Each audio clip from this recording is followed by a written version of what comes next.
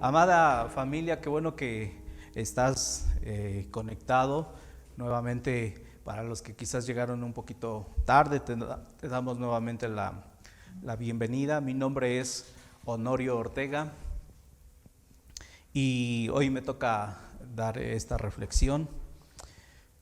El tema de hoy es reverdeciendo.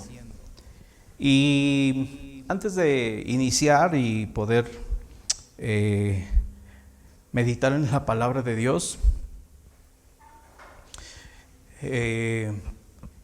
normalmente desde el lugar de mi recámara, cuando abro las ventanas, tengo acceso a un cedrón. Para los que quizás no son de México y que lleguen a ver esta transmisión, es un árbol que produce una planta, o si se le puede llamar de esa manera, y sirve para hacer infusiones o té, ¿no? Y es muy delicioso, parecida a la menta.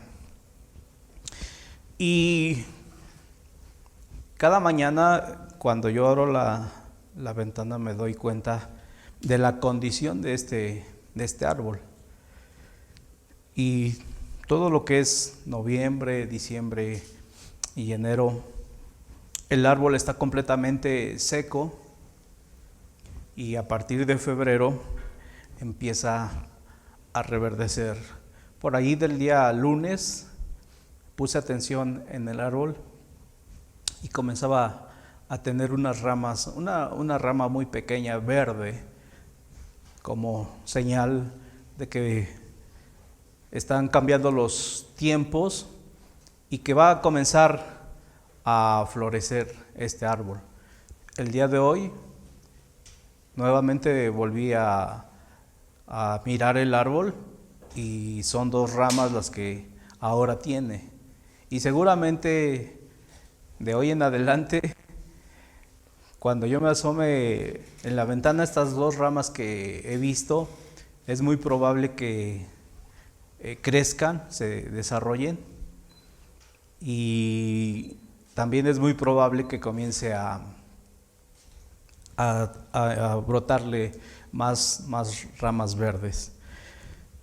Y a partir del día lunes, cuando yo comencé a mirar este árbol, me di cuenta que Dios estaba queriendo hablar a mi vida, y yo me puse a meditar qué cosa reverdeció en la Biblia que quizás estuviese seco por un tiempo, y me acordé de la vara de Aarón que reverdeció cuando fue puesta dentro de la caja del propiciatorio.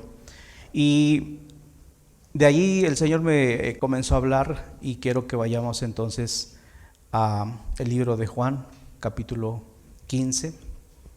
Vamos a darle lectura. Me voy a apoyar de otra versión, pero si tú tienes la Reina Valera, puedes también ahí mirar y seguirnos. Entonces, déjame buscarlo rápidamente. El libro de el Evangelio de Juan, capítulo 15. Ya este es un capítulo muy conocido, ¿verdad? Y cuántas veces Dios nos ha hablado a través de este versículo, pero particularmente en esta semana Dios estuvo hablando a mi vida, y por eso es que quiero compartir de esto. Versículo 1, la versión que yo voy a estar utilizando es Palabra de Dios para Todos. El versículo 1 dice: yo soy la vid verdadera, y mi Padre es el que la cuida. Él corta todas mis ramas que no dan fruto, poda y limpia cada rama que da fruto, para que así produzca más. Mi mensaje ya los ha limpiado a ustedes. Permanezcan en mí y yo permaneceré en ustedes. Ninguna rama puede dar fruto puede dar fruto si está sola, sino que tiene que estar unida a la vid. Igual sucede con ustedes, no pueden dar fruto si no se quedan en mí. Hasta ahí voy a parar para poder ir entendiendo un poquito lo que Dios quiere entender o darnos a entender el día de hoy. Dice: yo soy la vid verdadera, y quien lo estaba diciendo era Jesús, pero él se lo estaba diciendo a sus discípulos, y eso nos debe de hablar cosas importantes a nosotros. En primer lugar, era algo que ellos no desconocían. Si hay algo que se da bastante en Israel, pues son los viñedos. Así que para ellos no era algo extraño que cuando Jesús les empezó a hablar acerca de esta analogía, ¿verdad?, de la vid, ellos pudieron entender de forma inmediata a qué se refería, y para ellos no era desconocida una vid, así que pudieron relacionar inmediatamente el ejemplo con la vid. Ellos pudieron entenderlo a la perfección. Pero aquí hay que mirar algo que es importante. Jesús no les habló de una manera mística, les habló con algo que ellos entendían a la perfección. Así es Jesús con nosotros. Cuando Él quiere hablar a nuestra vida, no nos va a hablar a través de algo místico o algo que no entendamos. Dios siempre va a hablar a nuestras vidas de una forma muy clara y muy sencilla, de tal manera que podamos entender. En otras palabras, va a hablar tu propio lenguaje, para que tú puedas entender con claridad lo que Él quiere decirte, para que tú puedas entenderlo perfectamente. Si hay algo en lo que Dios está interesado, es hablarnos con claridad, para que no haya duda en nuestro corazón de que es Él el que está hablando a nuestra vida. Por eso yo cuando comencé a meditar en esto, me comencé a emocionar, porque dije: no cabe duda que así como hablaste a los discípulos, tú quieres hablar a mi vida. Y estoy 100% seguro de que es lo mismo que Dios quiere hablar contigo esta noche. Dice: yo soy la vid verdadera y mi Padre es el que la cuida. Si algo entendía el Señor, era que Él dependía completamente del Padre. Jesús siendo Dios, sabía que no podía obrar en su propia voluntad, sino que tenía que hacer lo que el Padre le mostraba, lo que el Padre le decía. En una de las historias que se nos narra en el Evangelio de Juan, capítulo 5, donde dice, la historia narra de un estanque que venían ángeles y agitaban las aguas, y el primero que entraba al estanque era el que quedaba sano, y uno de los paralíticos no podía tener esa oportunidad de ser el primero al entrar al estanque para que fuese sanado. Sin en cambio, tiene un encuentro Jesús con él, y va y le pregunta que si quiere ser sano, y entonces él le dice: pero ¿cómo quieres que sea yo sano si ya cuando viene el ángel agita el agua, yo en lo que trato de llegar, los demás ya entraron, ya fueron sanos? Y Jesús le vuelve a preguntar que si quiere ser sano, ¿verdad? Pero y ya después de esto, para ser concreto en lo que quiero decir en este aspecto, es que después se da una situación en donde a Jesús le preguntan que por qué lo había sanado, y él dijo: lo que yo veo hacer del Padre, eso yo hago. Es decir, tenía una comunión tan perfecta, tan especial, tan única, que él sabía que el Padre quería sanar a esta persona, y lógicamente que él estaba para hacer lo que el Padre le estaba indicando y se produce la sanidad en ese varón, en ese instante. Por lo cual hay algo que nosotros debemos entender, que Dios está en control de toda circunstancia. Dios está en control de nuestra vida. Pero como nosotros estamos adheridos a Jesús, ahí se comienza a producir una serie de circunstancias o de procesos que nosotros en este momento vamos a entender. Jesús mismo entendía el grado de autoridad, y aunque Él siendo Dios, la Biblia dice que no se aferró a ser igual a Dios, sino se despojó a sí mismo, tomando la condición de hombre, para que Él pudiese venir y efectuar el tema de redimir a la humanidad con el sacrificio perfecto. El único sacrificio que pudo haber sido acepto por Dios, que iba a pagar, iba a redimirnos de toda condenación, de todo pecado, y que era lo único que nos iba a dar acceso al Padre. Pero aún así, en este ejemplo, en este versículo, Jesús mismo dice: yo soy la vid verdadera y mi Padre es el que la cuida. Él entendía el grado de autoridad que tenía aquí en la tierra en su condición de hombre. Si hay algo que nosotros debemos entender, es que estamos bajo líneas de autoridad. Y aunque no es el tema hablar del tema de autoridad, pero sí es importante tener el entendimiento claro de que todos estamos bajo sujeción, debajo de autoridades que Dios ha puesto delante de nosotros, y eso va a provocar que nosotros pueda haber bendición. ¿Por qué menciono esto? Por lo que viene enseguida. Dice: Él corta todas mis ramas.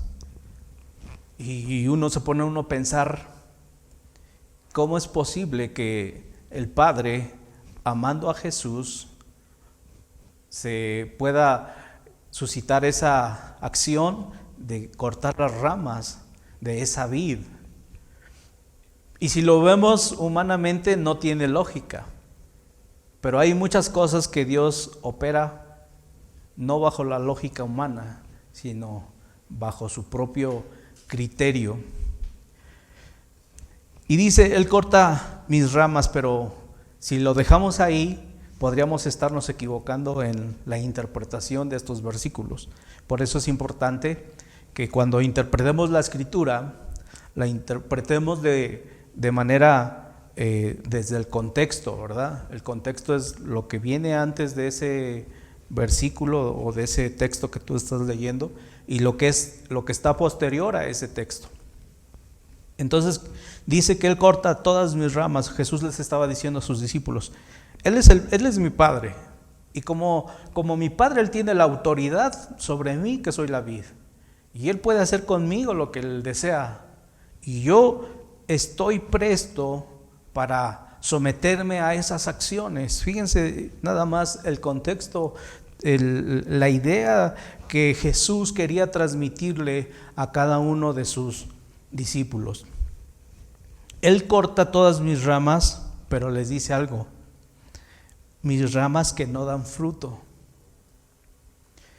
Entonces ahí, cuando uno entiende esto, debe uno entender que en cada persona hay un proceso, que aún en Jesús les quiere mostrar a sus discípulos que en Él mismo está pasando un proceso. Hay un proceso en el cual Él se tiene que someter. Y aquí el punto es que dice que las ramas que van a ser cortadas son aquellas que no dan fruto. Por eso nosotros debemos estar agradecidos, porque muchas veces, trayendo un poco a la aplicación de este verso, muchas veces Dios comienza a cortar aquellas cosas que en nosotros están de más. Porque bien es cierto que estas ramas no estaban dando fruto.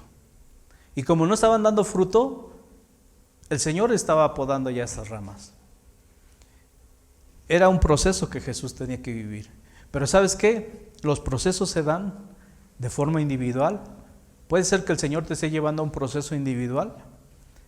Hay procesos que son familiares, en donde Dios tiene que arrancar cosas de la propia familia. Hay procesos que son exclusivamente para un matrimonio. Quiere decir esto que Dios va a podar ese y va a intervenir en ese matrimonio. Es muy probable que así sea. Pero hay procesos que son de iglesias, en donde Dios tiene que cortar las ramas que no están dando fruto. Y eso me lleva a pensar quizás de muchas personas que no han permanecido en la iglesia. Muchas de ellas quizás el Señor las podó porque no estaban llevando fruto.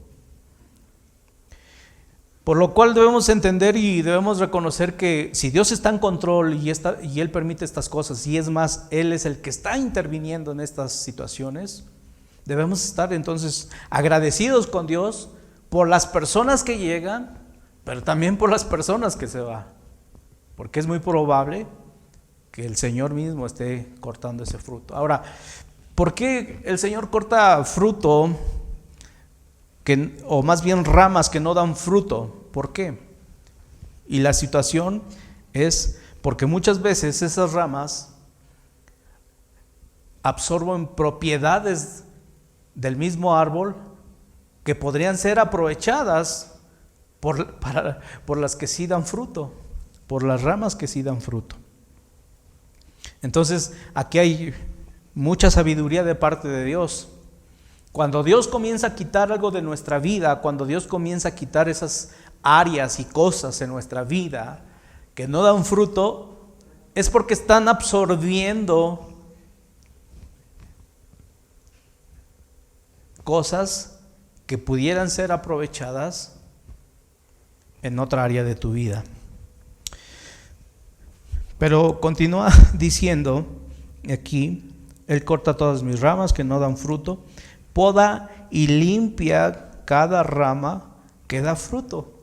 Y yo me quedé pensando, a ver, pues sí tiene lógica que corte aquellas ramas que no dan fruto, pero como que no tiene mucha lógica es que corte esas ramas que sí dan fruto. Dice, poda y limpia, poda y limpia. Cuando tú te das cuenta de esto, nos trae una enseñanza muy profunda, porque no solamente corta aquellas ramas que no dan fruto, pero quita aquellas ramas que sí dan fruto. Dice aquí, poda y limpia cada rama que da fruto, para que así produzcan más. Y yo pensando en esto, yo decía, Señor, pues es que, o sea, si de por sí si lo bajamos a nuestra vida diaria, nos preguntamos, estoy pasando un proceso difícil, a veces así lo pensamos, pero déjame decirte que, así como lo dije desde el principio, que Dios tiene el control de todo. Si Él poda y quita las ramas que no dan fruto, también va a quitar aquellas cosas que son lo que nosotros conocemos como puro follaje, las hojas verdes. Porque déjame decirte que Dios no se va a la finta con la apariencia, con lo que nosotros podemos mostrar en lo externo. Porque podemos mirar quizás un árbol muy frondoso, lleno de hojas verdes, aparentemente muy bonito, pero Jesús nos demuestra cuando habla de la higuera, Cuando él se da cuenta que la higuera no tenía higos, que no había dado fruto, dijo, esto no me sirve. Porque si algo espera Dios de nosotros, como iglesia, como matrimonios, como familias, como nación, es que demos fruto. Y no solamente aparentemos con mucho follaje. Entonces, aquí podemos nosotros entender que Dios está más interesado en el fruto que en la apariencia. Dios está más interesado en que nosotros podamos mostrar lo que Él ha hecho en nosotros y que se traduce en fruto. Ahora, ¿qué es un fruto? Son las acciones que cada uno de nosotros tenemos en nuestro diario vivir. Nuestra forma de ser, nuestra forma de comportarnos, nuestra forma de hablar. Esas son las acciones. Esos son los frutos que el Señor espera de nosotros. Y entendiéndolo de esa manera, nos damos cuenta que entonces Dios va a estar metiéndonos a un proceso constante y continuo. Les hablaba de que noviembre, diciembre y enero, este árbol, este cedrón, se seca y hasta febrero comienza a dar sus primeras ramas verdes y comienza a producir pues el fruto para lo cual Dios la creó. Pero Dios me hablaba y me decía que los frutos también son estacionales. Es decir, que hay un momento que puede ser que parece que te está secando, ¿no? O sea, y me decía, pero ese proceso es estacional. Porque va a llegar un momento en que vas a comenzar a dar fruto. Y así como una pera, así como una manzana o como cualquier otro árbol que da fruto, llega un momento en que comienza a dar la flor para que después, posteriormente, comience a producir fruto. Pero, oh sorpresa, va a llegar otra temporada en que se va a volver a secar. Quiere decir esto que muchas veces los procesos en nuestra vida son cíclicos, pero no estacionales. Es decir, no nos podemos quedar estacionados en eso. No nos podemos quedar aparentemente en esa sequedad. No nos podemos quedar ahí estacionados viendo que quizás, porque a lo mejor ni nos damos cuenta nosotros mismos, ¿no? Pero hay personas que están a nuestro lado que quizás sí se dan cuenta, ¿no? Que a lo mejor no estamos fluyendo como antes fluíamos. Quizás no estamos orando como antes orábamos. Quizás no estamos adorando como antes adorábamos. Quizás no servimos como antes servíamos. Y eso lo notan las personas, los que están a nuestro alrededor. Pero así como hay momentos difíciles en nuestra vida, y como todo es cíclico también, los procesos en nuestra vida son cíclicos, necesitas entender los tiempos de Dios para tu vida y comenzar a reverdecer. Y ese es el punto en esta hora. Que tú entiendas que Dios está en control, pero que el propósito de Dios es que comiences a reverdecer. Y yo quiero decirte, amada iglesia, amada familia, Dios te ha llamado a reverdecer. Si hay algo que Dios está interesado hacer en ti, es que en esta nueva temporada comiences a reverdecer, comiences a florecer nuevamente, porque Dios no ha terminado su proceso contigo. Y este es un nuevo tiempo en donde vas a comenzar a florecer, no solamente por dar apariencia con un follaje verde, ¿no?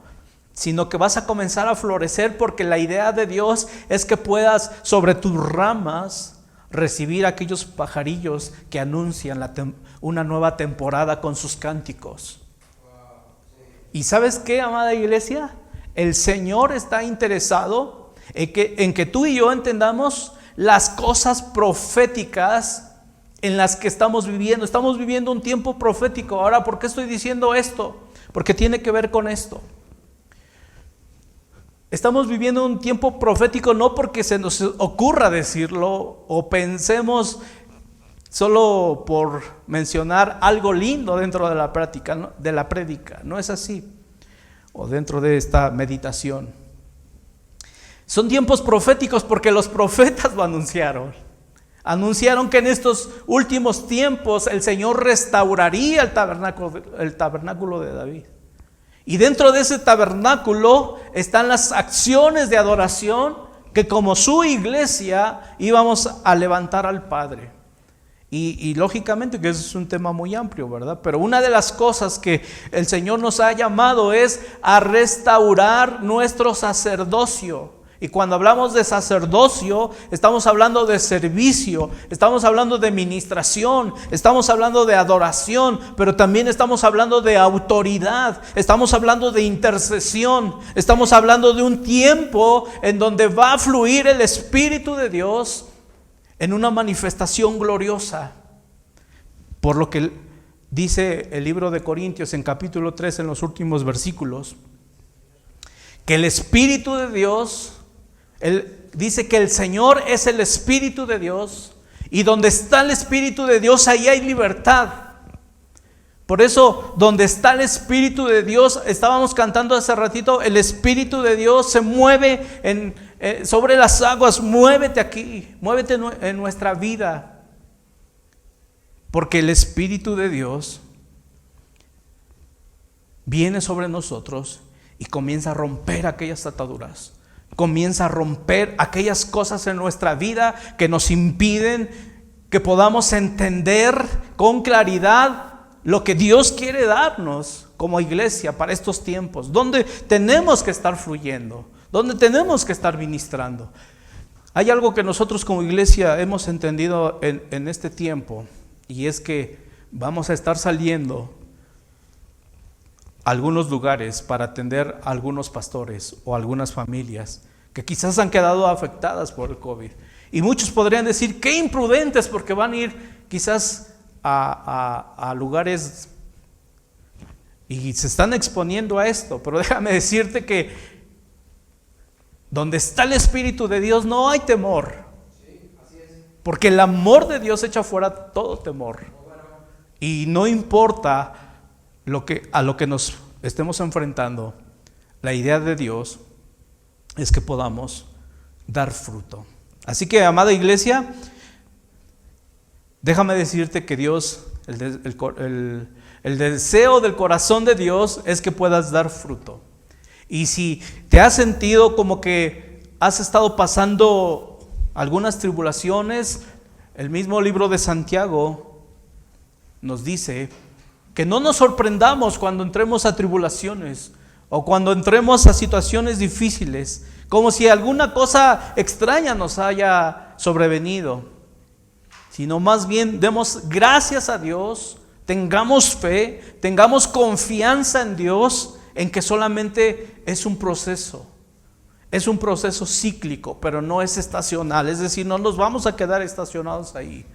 Vas a salir adelante. Déjame decirte, hoy vas a salir adelante. ¿Por qué? Porque el Señor está contigo. La Biblia dice que Él hace las cosas mucho más abundantemente de lo que pedimos o entendemos, según el poder que está en nosotros. ¿Cuál es ese poder que está en nosotros? Es el Espíritu de Dios que levantó a Jesucristo de entre los muertos. Dios dispone todo a nuestro favor para que en este último tiempo haya un mayor peso de gloria, de autoridad sobre nuestras vidas. Déjame rápidamente, con eso quiero terminar.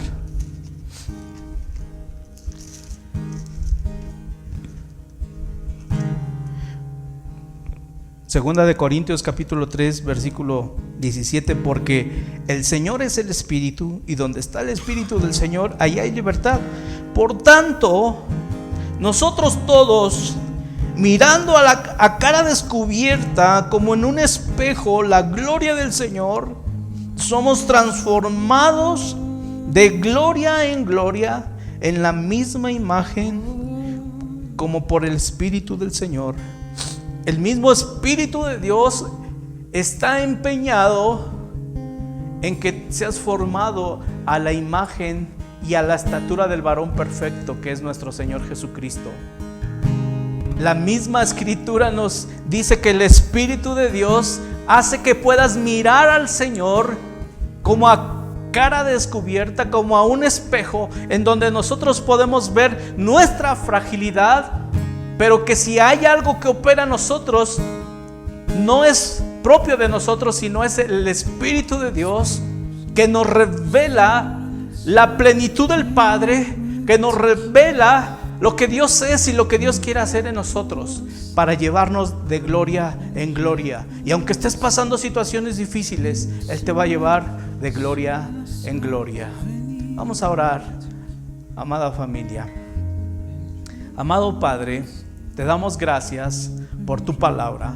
Te damos gracias por vernos hablado, Señor, que sea como sea, que quizás estamos pasando situaciones difíciles.